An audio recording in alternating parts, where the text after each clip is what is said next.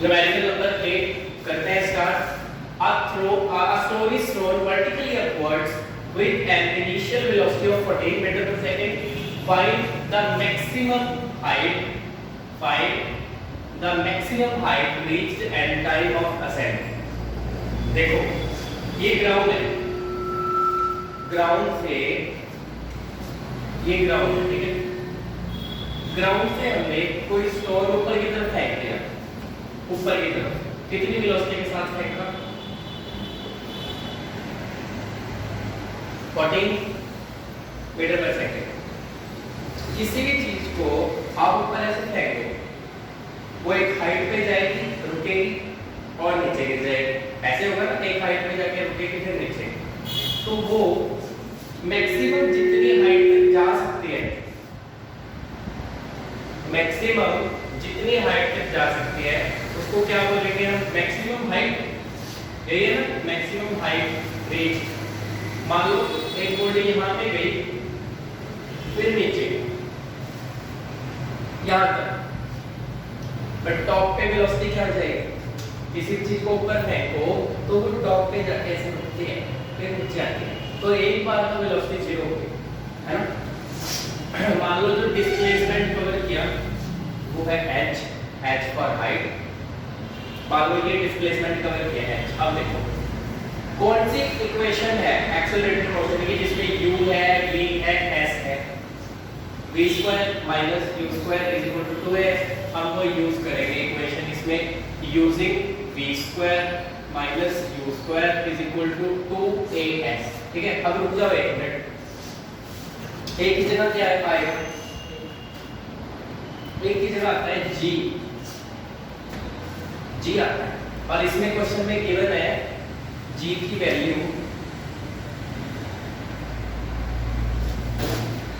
9.8 है, ठीक है। वो तो कई बार गिवन होता है 10, ठीक है। इसमें 9.8 है, g की वैल्यू कितनी होती है? 9.8 मीटर पर सेकंड। ये होती है g की वैल्यू 9.8 मीटर पर सेकंड स्क्वायर।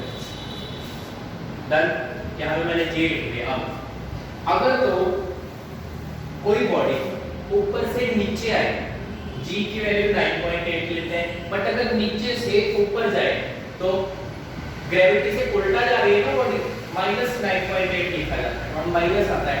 अगर ग्रेविटी से अपोजिट डायरेक्शन में जाए तो मैं यहाँ पे क्या लिखूंगा? देखो वैल्यू पुट करो। फाइनल वेलोसिटी यहाँ पे क्या है? 0। इनिशियल कितनी है? 14।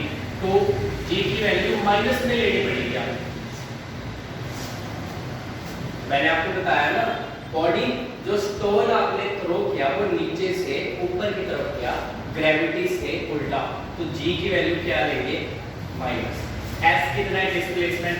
जो हाइट है 14 का स्क्वायर 196, इसको इससे मल्टीप्लाई किया 19.6, समझ गए? तो माइनस से माइनस कट गया 196, इसको ऐसे लिखेंगे 196 से 196 कट गया, क्रॉस मल्टीप्लाई कर दो, h कितना आ गया? 10 मीटर। 10 मीटर तक स्टोन जाएगा अगर आपने ऐसे ऊपर फेंक दिया तो। डन। अब इसके बाद क्या मैं, इन्होंने ये भी पूछा है ना टाइम ऑफ असेंट। असेंट है नीचे से ऊपर जाने का टाइम, ऊपर से नीचे आने का डिसेंट, टाइम ऑफ डिसेंट। समझ गए ना? टाइम ऑफ असेंट पूछा है, क्या मैं ये यूज कर सकता हूँ? v = u + at। v कितना है? 0। फाइनल वेलोसिटी u कितना है हमारे पास? u है 14 प्लस a की जगह क्या लिखेंगे? g, और g इस क्वेश्चन में कितना है? -9.8, क्योंकि अभी बॉडी नीचे से ऊपर जा रही है, ठीक है। और टाइम ये है। तब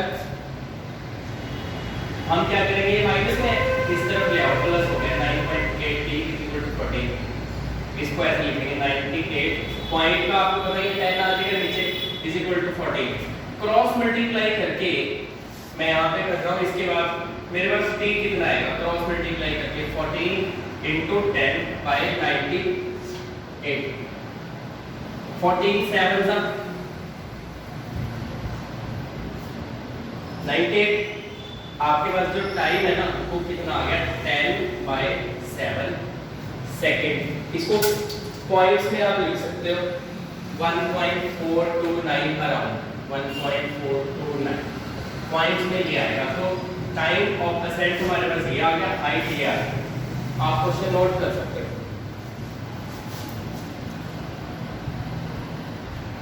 नेक्स्ट न्यूमेरिकल स्टार्ट करते हैं। A body travels the distance of 2 metre in 2 second. पहले कितना डिस्टेंस कवर किया? 2 मीटर। कितने टाइम में? 2 सेकंड में। And 4.8 metre in next 6 second. समझ गए? तो ये पहले 2 सेकंड में नेक्स्ट जो डिस्प्लेसमेंट है ना वो कितना है? 4.8 मीटर। कितने टाइम में? 6 सेकंड में। समझ रहे हो? एक बॉडी ने यहाँ से चलना शुरू किया, यहाँ तक 2 सेकंड हो गए। 2 सेकंड तक उसने 2 मीटर कवर किया, ठीक है। और इसके आगे अगले 6 सेकंड तक उसने 4.8 मीटर कवर किया। यहाँ तक 2 मीटर किया, 2 सेकंड हो गए। अगले 6 मतलब टोटल 8 हो गए। समझ गए ना? 2 सेकंड तो यहाँ पे थे। ओके, चलो। वैसे इसका सिर्फ हमें डायरेक्ट यूज कर सकते हैं। बॉडी चली, पहला डिस्प्लेसमेंट 2 है। अगर मैं ये इक्वेशन यूज करूं s ut plus half at², क्योंकि हमें s निकल है ना, वेलोसिटी की बात हुई नहीं। वेलोसिटी में लास्ट में पता करनी है speed of the body at the end of 10 second of its motion. s कितना 2, u हमें पता नहीं। हमें ये नहीं पता बॉडी कितनी वेलोसिटी चल रही है, नहीं। तो u टाइम कितना लगा? 2 सेकंड प्लस हाफ एक्सेलरेशन और ये t का डन। इसको सॉल्व करो। ये कितना है? यहाँ पे 2u, 2 को ऐसे लिख लेते हैं। ये देखो 2 to the 4/2, 2 बचेगा ना, 2 से पूरे को डिवाइड कर दिया, कितना आ गया? u plus a is equal to, पहली इक्वेशन आ गई। अब जो दूसरी कंडीशन दी है कि 4.8 मीटर कवर किया नेक्स्ट 6 सेकंड्स में, सेम इसमें यही करेंगे। s is equal to ut plus half at²। s कितना है? 4.8 है। u कितना है? ये हमें पता नहीं है। टाइम कितना है? 6 सेकंड। फिर एक्सेलरेशन ये भी पता, बट टाइम पता है 6, ठीक है। ये मेरे पास है 4.8 is equal to 6u plus ये कितना आएगा? 6 6 36/2, 18a। क्या कॉमन आ रहा है इसमें से? 6u plus 3a, ठीक है। ये 4.8 6 इस तरफ आ गया, डिवाइड होगा, कितना आएगा? 0.8। तो मेरे पास u plus 3a कितना आ गया? 0.8। Equation number 2। दो इक्वेशंस बन गई जैसे 10th क्लास में करते थे आप। एलिमिनेशन मेथड से सॉल्व कर दो, u भी आ जाएगा, a भी आ जाएगा, ठीक है। एक और बात क्या पूछा है? What will be the speed of the body at the end of 10th second. Speed पूछेगी 10 सेकंड के बाद स्पीड क्या होगी? टोटल 10 सेकंड के बाद। तो मैं इसमें लास्ट में ये वाली इक्वेशन यूज कर सकते हैं, v is equal to u plus at। u देखो हमें दो इक्वेशन से u और a निकल जाएगा, यहाँ पे u और a निकल जाएगा। टाइम कितना है? 10। 10 सेकंड के बाद वेलोसिटी पता करनी है, तो यहाँ पे टाइम की जगह 10 आ जाएगा। समझ गए ना? तो पहले इनको सॉल्व करेंगे। इसके बाद एक इक्वेशन है मेरे पास u plus a is equal to 1। दूसरी इक्वेशन मेरे पास है u plus 3a is equal to 0.8। Minus कर दो, माइनस माइनस माइनस, ये कैंसिल। a minus 3a कितना है? a minus 3a माइनस 2 है। 1 में से 0.8 माइनस कर दिया 0.8। तो ये एक्सेलरेशन कितना आ गया? 0.1, वो भी -1। और एक्सेलरेशन की यूनिट क्या है? मीटर पर सेकंड स्क्वायर। समझ गए? माइनस का 0.1 आ गया। कोई प्रॉब्लम तो नहीं आता, इसको चाहे 1 में पुट करो चाहे प्रॉब्लम।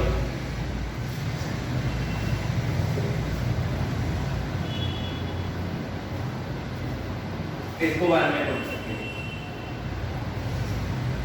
एक्सेलरेशन की जगह माइनस का 0.1, ये 0.1 दूसरी तरफ जाकर प्लस होगा, कितना आ गया 1.1, और वेलोसिटी की यूनिट मीटर पर सेकंड। देखो ये u भी आ गया हमारे पास, a भी आ गया हमारे पास। अब यहाँ पे देखो u कितना है 1.1, एक्सेलरेशन कितना है माइनस का 0.1, टाइम कितना है 10 सेकंड, तो ये 1.1 माइनस 0.1 को कैसे लिखेंगे 1/10 into 10, मतलब 1.1 में से 1 माइनस कर दिया 0.1 मीटर पर सेकंड। ये होगी 10 सेकंड के बाद वेलोसिटी। समझ गए? नोट कर सकते हो आप। नेक्स्ट न्यूमेरिकल नंबर 10 करते हैं। An automobile travelling with the speed of 60 kilometre per hour can brake to stop within a distance of 20। अगर इनिशियल स्पीड हो 60 किलोमीटर पर आवर तो बॉडी रुक जाएगी डिस्प्लेसमेंट 20 मीटर कवर करके, ठीक है। बट अगर डबल स्पीड से आ रहा हो, if the car is going twice as fast, that's 120 kilometre per our, find the stopping distance। अगर इनिशियल वेलोसिटी डबल हो तो वो रुकेगी बॉडी, बट कितने डिस्टेंस पे रुकेगी वो पता करना है। देखो सबसे पहले हमारे पास जो वेलोसिटी है ना वो किलोमीटर पर आवर में, इसको मीटर पर सेकंड में कन्वर्ट करो, 5/18 से मल्टीप्लाई कर दिया, मीटर पर सेकंड में कन्वर्ट, 6 के टेबल में कट रहे हैं 50/3 मीटर पर सेकंड, ये आ गया। अब u, v और s किस इक्वेशन में होता है? Using v² - u² = 2as। v कितना है 0, u हमारे पास है 50/3, 2as, s इसमें 20 है, ये तो 0 ही आ गया।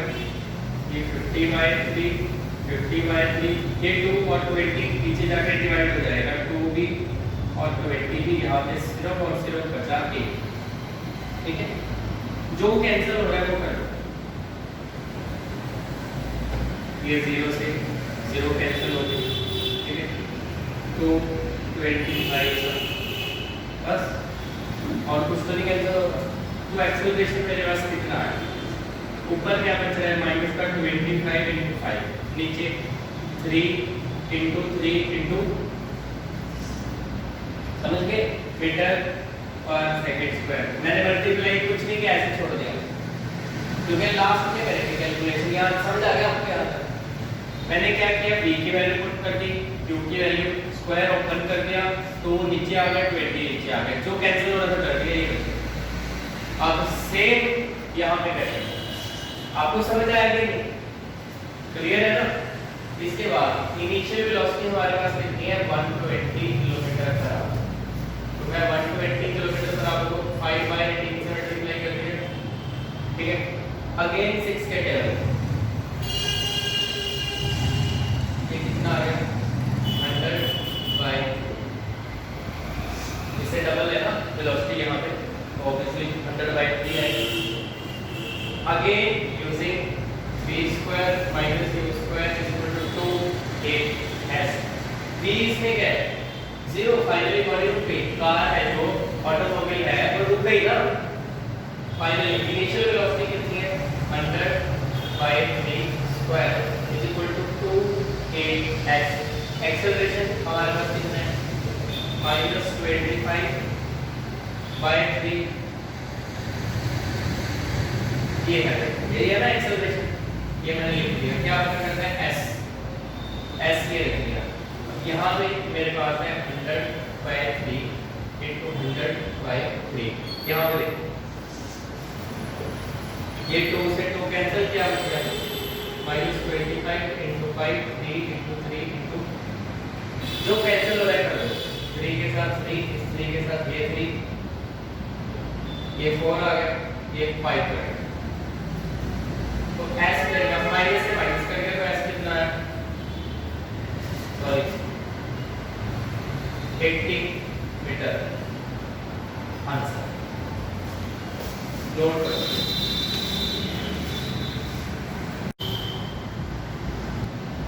So the न्यूमेरिकल नंबर 11 देखो अब from the top of a tower 100 metre in height. एक हमारे पास है टावर ऐसे, ये कोई टावर है, हाइट कितनी 100 मीटर। इसके टॉप से एक बॉल को ड्रॉप कर दिया, बॉल इज ड्रॉप, यहां से एक बॉल को छोड़ दिया नीचे की तरफ, ठीक है। And at the same time another ball is projected vertically upward, same time पे नीचे से ऊपर की तरफ एक बॉल को प्रोजेक्ट किया 25 मीटर पर सेकंड की वेलोसिटी के साथ, है ना। When and where two balls will meet, मान लो ऊपर से डिस्टेंस x पे दो बॉल्स मिल रही है, डिस्टेंस x पे कहीं भी यहां पे मिल रही है पॉइंट P पे, ऊपर से x डिस्टेंस पे मान लो, अगर ऊपर डिस्टेंस x है, नीचे कितना है 100 माइनस टोटल 100 है ना हमारे पास, तो आप क्या लिखोगे, सबसे पहले कंसीडर करोगे let the balls meet at distance x from the top. मान लो टॉप से डिस्टेंस x पे मिली, डन। अब पहली बॉल के लिए जो ऊपर से छोड़ी है बॉल, ये बॉल A, ये बॉल B, जो ऊपर से छोड़ी है बॉल फॉर बॉल A, ठीक है, जो ऊपर से नीचे आ रही है। अगर मैं लिखूं s is equal to ut plus half at², ये वाली इक्वेशन मैंने लगा दी। किसी भी बॉडी को ऐसे प्रोजेक्ट करो, ऐसे ऊपर से नीचे, ग्रेविटी के इफेक्ट में आ रही है ना, तो एक्सेलरेशन की जगह क्या लिखूंगा मैं, a की जगह g, acceleration due to gravity, और s की तरह कवर किया है, displacement x, initial velocity u कितनी है बॉडी की, किसी बॉडी को जब ऊपर से छोड़ा, ऐसे पकड़ा हुआ था ना हाथ में, फिर छोड़ा है, इनिशियली हाथ में ऐसे पकड़ा है, रेस्ट है इनिशियली, तो इनिशियल वेलोसिटी 0, समझ गए आप मेरी बात, प्लस हाफ g की वैल्यू क्या है, जब बॉडी को नीचे ऊपर से नीचे ऐसे छोड़ते हैं तो g की वैल्यू क्या आती है 9.8, तो g की वैल्यू हम लिखेंगे 9.8 t², तो ये कैंसिल किए तो 2 4 जा 8 2 9 4.9 t², ये मेरे पास x की वैल्यू है, समझ गए। अब ये क्लियर है।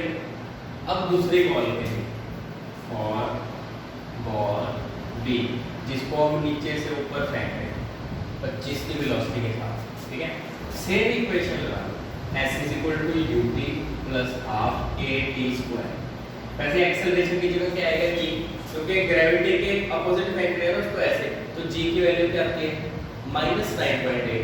अगर तो बॉडी ग्रेविटी के इफेक्ट में नीचे जाए 9.8 लेंगे g को, अगर ग्रेविटी से उल्टा जाए -9.8 यूज किया था ना हमने पहले, तो s कितना है यहाँ पे, जो बॉल नीचे से गई वो यहाँ तक, ये 100 माइनस x डिस्टेंस कवर करेगी ना, मैंने ये लिख दिया था, let the ball meet at distance x from the top after time t, ऐसे लिखो। मान लो t टाइम के बाद मिल रहे हैं, पूरा लिखना है तो एट पॉइंट t भी लिख सकते हो आप, ठीक है। तो जो नीचे वाली बॉल है वो इतना डिस्टेंस कवर करेगी 100 माइनस x, जब दोनों बॉल्स मिली हैं, एक ऊपर से छोड़ दी एक नीचे से फेंक दिया, यहाँ पे मिली, ठीक है। तो u कितना है जो नीचे से बॉल फेंकी है, इनिशियल वेलोसिटी 25 की वेलोसिटी के साथ हमने फेंकी, time t plus half, acceleration की जगह -9.8, बताया ना आपको g की वैल्यू -9.8, क्यों, क्योंकि ग्रेविटी से ऑपोजिट जा रही है। फिर टाइम का स्क्वायर, ये मैंने लिख दिया as it is 100 minus x minus 4.9 t², done. ये मेरे पास आ गया। तो हम क्या करेंगे, यहाँ पे x की वैल्यू पुट करेंगे 4.9 t², x की जगह पुट करो 4.9 t² equal 25t minus 4.9 t² using equation number 1। मैंने यहाँ पे x की वैल्यू लिखी। अब मैं क्या करूँगा, ये देखो ये सेम है दोनों तरफ, सेम है ना। अगर मैं इसको इस तरफ ले आऊँ, एक प्लस का हो जाएगा, एक माइनस का, ये कैंसिल हो जाएगा। तो 25t is equal to 100 times कितना आ गया 4 सेकेंड। 4 सेकेंड बाद दोनों बॉल्स मिलेंगे, समझ आया। ये 4 पुट कर दो यहाँ पे, x पे आ जाएगा कि ऊपर से कितनी दूर मिल रही है, ठीक है। तो आप क्या करोगे, इसके बाद पुटेंगे 1, सो मेरे पास x कितना आ गया 4.94 का स्क्वायर, 4 4 का 16, तो मल्टीप्लाई करो आप 4.9 वो 16 के साथ 78.4 मीटर आता है। ये हमारे पास आ रहा है 78.4 मीटर। तो इतने डिस्टेंस पे वो मिल रहे हैं 78.4 मीटर फ्रॉम द टॉप। ये आप नोट करो, ठीक है। ये इनको मल्टीप्लाई किया 49.9 into 16 करके मेरे पास जो x की वैल्यू आ रही है वो 78.4 मीटर आंसर।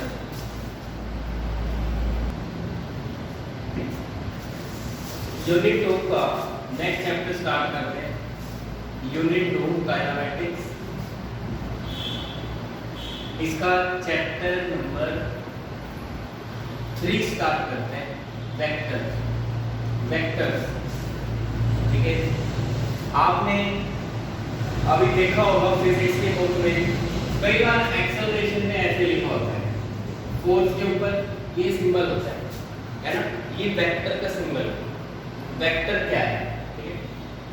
पहले जो फिजिकल क्वांटिटीज देखो, हम यूनिट 1 में करते हैं फिजिकल क्वांटिटीज। फिजिकल क्वांटिटीज क्या होती हैं, जिनकी मेजरमेंट की जा सके। जैसे किसी के अंदर गुस्सा कितना है, उसकी मेजरमेंट नहीं ना की जा सकती, वो फिजिकल क्वांटिटी नहीं है। टेम्परेचर हमारी बॉडी का कितना है, थर्मोमीटर लगा के हम चेक कर सकते हैं बॉडी का टेम्परेचर कितना है, उसकी मेजरमेंट की जा सकती है टेम्परेचर की। सो temperature is a physical quantity, वो है फिजिकल क्वांटिटी। जिनका यूज करके फिजिक्स के लॉज को एक्सप्रेस कर सकते हैं वो फिजिकल क्वांटिटीज हैं, समझ गए। तो सिंपल लैंग्वेज में जिसकी मेजरमेंट की जा सके फिजिकल क्वांटिटी। अब जो फिजिकल क्वांटिटीज हैं वो दो टाइप में डिवाइड होती हैं, दो कैटेगरीज में डिवाइड होती हैं। First is scalar and second is vector. Scalar और वेक्टर दोनों मैं आपको बताऊंगा। सबसे पहले स्केलर्स क्या होते हैं। स्केलर क्वांटिटीज कौन सी होती हैं, जिसका सिर्फ और सिर्फ मैग्नीट्यूड हो, अमाउंट हो, पर उसकी डायरेक्शन ना हो, ठीक है, उसको बोलेंगे scalar quantity. The physical quantities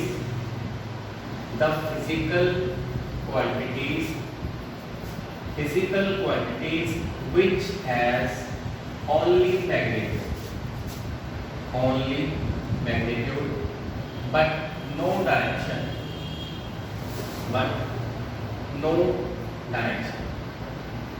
are called scalars. इनका अमाउंट तो है कि कितनी है कोई चीज, टेम्परेचर कितना है, अमाउंट है। हमारी बॉडी का टेम्परेचर 98.4 डिग्री फ़ारेनहाइट, 37 या 38 होता है, 37 डिग्री सेल्सियस बॉडी का टेम्परेचर। एक 98.4 डिग्री फ़ारेनहाइट में होता है। वो किस डायरेक्शन में, हमारे पैर की तरफ है कि सिर की तरफ है, कोई बॉडी का सेम ना डायरेक्शन कितना उसकी, वो स्केलर क्वांटिटी है। समझ गए ना, सिर्फ अमाउंट है उसका मैग्नीट्यूड बट कोई डायरेक्शन नहीं है। For example temperature. और आप बताओ एक डिस्टेंस आता है, ये भी जो डिस्टेंस वैसे आपने किया होगा, ये 9th क्लास में भी किया होगा, पर मैं आपको दोबारा बता देता हूँ। एक बॉडी मान लो पॉइंट ए से चलती है, ऐसे पूरा घूम के बी तक आ गई। जो ये पूरा ये एक्चुअल पाथ कवर किया ना, ये डिस्टेंस होता है, इसकी कोई डायरेक्शन नहीं। पर ए से बी बॉडी गई, जो शॉर्टेस्ट पाथ है ए के और बी के बीच में, वो डिस्प्लेसमेंट है, उसकी डायरेक्शन है ए से बी की तरफ। ये वेक्टर है डिस्प्लेसमेंट। ये डिस्प्लेसमेंट ऐसे होता है। और ये क्या है, डिस्टेंस। इसकी कोई डायरेक्शन नहीं, तो ये स्केलर है, तभी मैंने लिख दिया डिस्टेंस। अब डिस्टेंस पे डिपेंड करती है स्पीड, ये भी स्केलर क्वांटिटी है, समझ गए। जो स्पीड हो गई, डिस्टेंस हो गया, टेम्परेचर, इनका सिर्फ अमाउंट होता है। अगर हम इनकी मेजरमेंट करते हैं बस एक वैल्यू आएगी, इनकी कोई डायरेक्शन नहीं है। समझ गए आप? ये स्केलर्स होते हैं ऐसे। ठीक है, आप और भी लिख सकते हो, अगर लिखना है तो आप एनर्जी भी लिख सकते हो, वर्क भी लिख सकते हो, बहुत सारी चीजें। पर ये धीरे धीरे आपको बेटर समझ आएगा, जैसे जैसे आप करते जाओगे ना फिजिक्स, थोड़ा अच्छी तरह समझ आएगा। अब ये नोट कर लो आप स्केलर्स, फिर मैं आपको करवाऊंगा वेक्टर्स। नेक्स्ट करते हैं वेक्टर्स क्या होते हैं।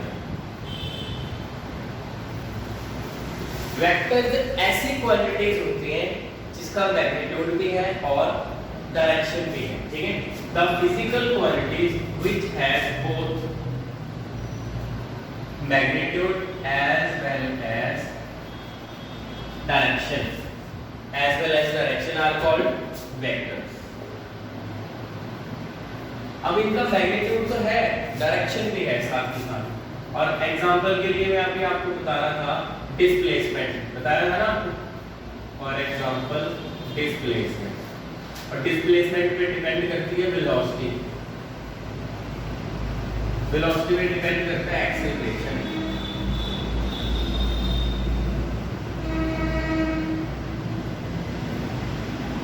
फोर्स हो गया, ये सब किसी बॉडी में फोर्स लगाया, फोर्स लगाया तो मान लो इस तरफ लगाया या इस तरफ लगाया, उसकी डायरेक्शन है ना, वो vector quantity.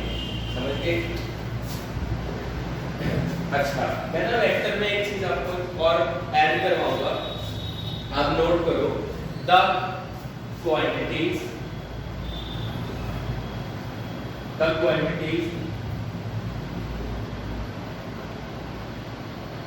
possessing both magnitude and direction is not necessarily a vector. They are not necessarily vectors.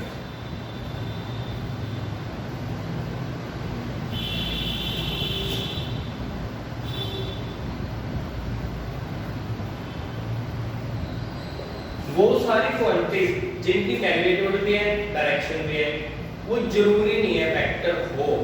Vector होने के लिए देखो, सबसे पहले बेसिक कंडीशन तो मैंने लिख दी, मैग्नीट्यूड और डायरेक्शन होना चाहिए, पर साथ के साथ ना एक कम्यूटेटिव लॉ होता है, उसको ओबे करना चाहिए। ठीक है, the quantities possessing both magnitude and direction are not necessarily vector। कोई जरूरी नहीं है कि वेक्टर हो। ठीक है, for the quantity to be a vector, it must obey commutative law। अब commutative law है वो मैं आपको बताऊंगा क्या होता है। ठीक है, सबसे पहले एग्जांपल लिख लो आप। For example pressure P and current I। Current को I से लिखते हैं, प्रेशर को P से लिखते हैं। For example pressure and current both have magnitude and direction but they are not vectors. Both have magnitude plus direction but they are not vectors। क्यों नहीं है? Because they do not obey commutative law। They do not obey commutative law।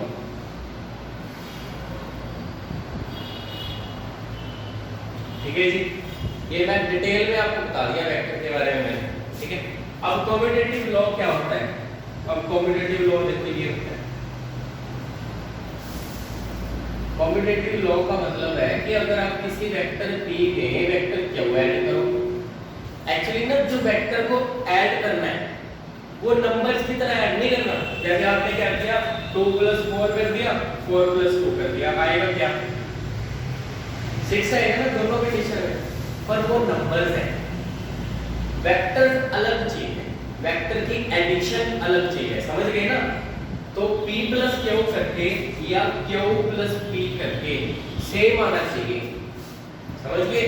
दो vector का सम अगर मैं p plus q करता हूं तो q प्लस p करके भी वही आना चाहिए, तो कम्यूटेटिव लॉ ऑबे होगा, ये कम्यूटेटिव लॉ है, समझ गए? और आप सोच रहे होंगे यार इसको p प्लस q करो या q प्लस p करो तो एक ही बात है, बट नहीं, वो आप सोच रहे हो, ठीक सोच रहे हो, पर नंबर्स के लिए तभी मैंने बता दिया आपको कि 2 + 4 6 है, 4 + 2 6 है, ये नंबर्स के लिए है जो अभी तक आप सोचते हो। पर जो ये है ना, आप देखो मैंने ऊपर वेक्टर लिखा है, समझिए? जितनी वेक्टर क्वांटिटीज हैं उनके ऊपर ये लिखा जाता है, सिंपल एरो लगाया जाता है, एरो मतलब वो वेक्टर है। कोई भी वेक्टर क्वांटिटी उसकी पहचान कैसे होगी? उसके ऊपर ये वेक्टर होगा, ठीक है? और वेक्टर्स को कभी भी डायरेक्ट जो ऐड नहीं करते, इनको डायरेक्ट ऐड नहीं करते, तो ये p प्लस q करो, q प्लस p करो, कई बार अलग आता है, तो ये जो मैंने लिखा है ना, प्रेशर और करंट के केस में ये डिफरेंट आता है, कम्यूटेटिव लॉ को ओबे नहीं करते, ठीक है? इसीलिए प्रेशर और करंट है तो दोनों ही डायरेक्शन भी है, मैग्नीट्यूड भी है, पर फिर भी इनको कभी भी प्रेशर के ऊपर और आई के ऊपर आपको कभी एरो नहीं मिलेगा, क्योंकि ये वेक्टर नहीं है, ये कम्यूटेटिव लॉ को ओबे नहीं करते। आपको क्लियर हुआ वेक्टर क्या है? वेक्टर के लिए बेसिक कंडीशन तो यही है कि मैग्नीट्यूड भी होना चाहिए, डायरेक्शन भी होनी चाहिए। बेसिक से थोड़ी एडवांस क्या नीड है वेक्टर होने के लिए? कम्यूटेटिव लॉ को ओबे करना चाहिए। हाँ जी, ठीक है ना? तो आप ये नोट कर लो वेक्टर होता क्या है। नेक्स्ट टॉपिक करते हैं पोजीशन वेक्टर। पोजीशन वेक्टर पहले मैं एक्सप्लेन करूंगा आपको होता क्या है, ठीक है? उसके बाद थोड़ा लिखवाऊंगा आपको। मान लो ये मेरे पास x एक्सिस है, y एक्सिस है, ये z एक्सिस है, कोऑर्डिनेट एक्सिस इसको बोलते हैं, ठीक है?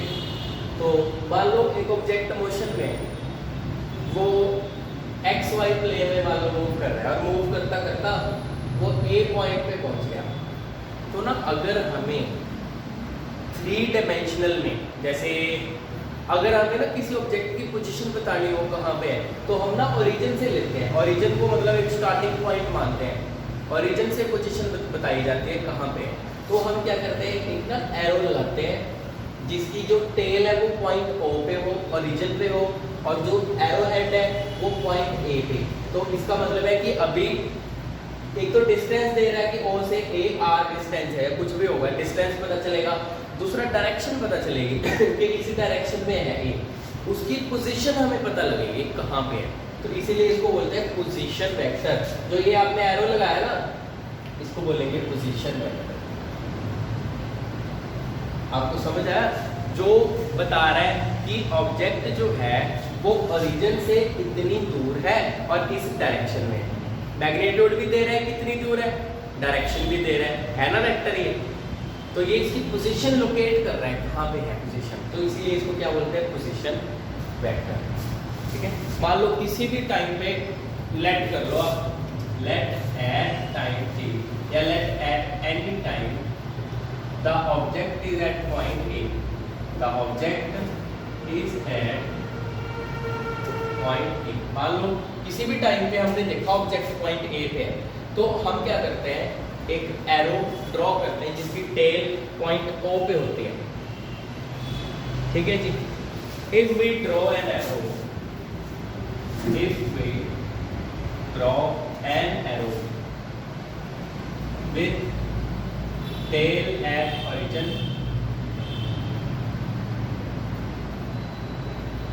and arrowhead at A, अगर हमने एक एरो ड्रॉ किया जिसकी टेल यहाँ पे है, एरो हेड A पे है, तो O से A को क्या बोलेंगे, पोजीशन वेक्टर। तो ये जो एरो है ना, इसको पोजीशन वेक्टर हम बोलेंगे। देन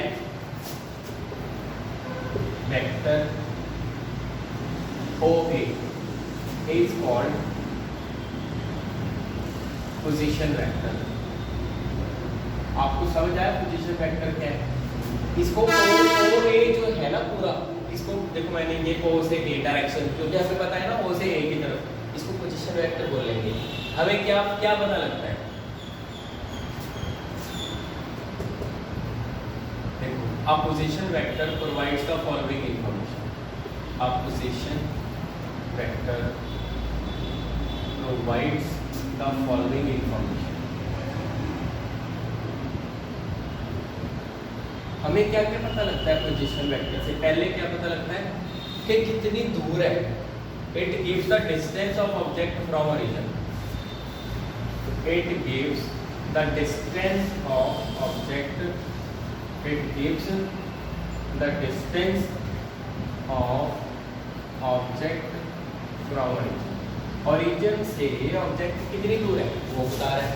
ऑल्सो और क्या बता रहा है? डायरेक्शन बता रहा है, किस तरफ है object. It also gives the direction of object from origin. ये ओरिजिन से किस डायरेक्शन में है ऑब्जेक्ट. समझ गए? ये दो इंफॉर्मेशन मिलती है हमें एक पोजीशन वेक्टर से कि किस तरफ है, कितनी दूर है, बस. नेक्स्ट टॉपिक जो है वो है डिस्प्लेसमेंट वेक्टर. Displacement vector. देखो डिस्प्लेसमेंट वेक्टर क्या है? इसी डायग्राम में ये तो किसी भी टाइम पे हमने देखा एट एनी टाइम ऑब्जेक्ट कहाँ पे है? ए पे. मान लो जब हमने देखना शुरू किया उसके टी टाइम बाद वो बी पे पहुंच गया कहीं पे.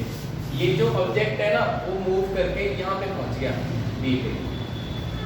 ठीक है, आप ये लिखोगे let after time T, let after time T the object reaches at, the object reaches at point B. मान लो पॉइंट बी पे वो पहुंच गया. तो अगर मैं एक एरो ड्रॉ करूं जिसकी टेल ए पे हो और एरो हेड बी पे हो, तो ए बी को क्या बोलेंगे? Displacement vector. क्योंकि वो ए से डिस्प्लेस करके कहां पे चला गया? बी पे. तो इसको बोलेंगे डिस्प्लेसमेंट. क्योंकि जब हमने देखना शुरू किया वो ए पे था ना, हम तो बस ए से देखते हैं उसको, थोड़ी देर बाद वो बी पे पहुंच गया. ऐसे जो एरो मैंने लगा दिया इसको डिस्प्लेसमेंट वेक्टर बोलेंगे. ए से बी की तरफ डायरेक्शन दिया है. ठीक है, तभी मैंने डिस्प्लेसमेंट लिखा है क्योंकि डिस्प्लेसमेंट एक वेक्टर क्वांटिटी है ना. और ये क्या है? Position vector. ये पोजीशन वेक्टर है, ये आपने पहले लिखा ही हुआ है. और अगर मैं यहाँ अभी इसकी पोजीशन लिखूं, अभी पोजीशन क्या है? ओ से बी की तरफ है एरो ऐसे. तो ये भी क्या है? ये पोजीशन दे रहा है, ये भी पोजीशन वेक्टर है. समझ गए ना? जो ओरिजिन से लिया जाता है वो हमेशा क्या होता है? Position vector. और जो स्पेस में ही है उसने ए से बी डिस्टेंस कवर किया, कुछ डिस्प्लेसमेंट वेक्टर. क्लियर है? तो देखो, if we draw an arrow, if we draw an arrow with tail at A, with the tail at A and arrowhead at B, then vector A B is called displacement. Is called displacement. हाँ जी, clear है सबको? Displacement vector बहुत easy है, simple है.